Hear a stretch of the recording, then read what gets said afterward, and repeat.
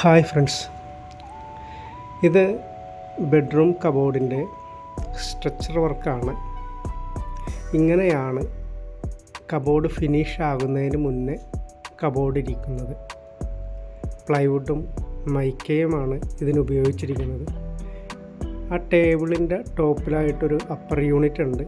അത് ലൈറ്റിൻ്റെ wire connection ഇട്ടിട്ടില്ല, അതുകൊണ്ടാണ് അത് പിടിപ്പിക്കാത്തത്.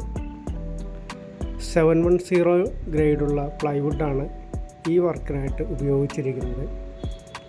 ലാമിനേറ്റായിട്ട് സെലക്ട് ചെയ്തത് ഫാബ്രിക് മൈക്കയാണ്. ഇനി ഈ എഡ്ജുകൾ, പ്ലൈവുഡിൻ്റെ എഡ്ജുകളെല്ലാം നമുക്ക് എഡ്ജ് ബാൻഡ് ഒട്ടിക്കേണ്ടതുണ്ട്. ഇതിന് ശേഷമാണ് ഇനി കളർ മൈക്ക ഒട്ടിച്ച് നമ്മൾ എല്ലാ കബോർഡുകളും കാണുന്ന പോലെ ഫിനിഷിംഗ് സ്റ്റേജിലേക്ക് വരുന്നത്.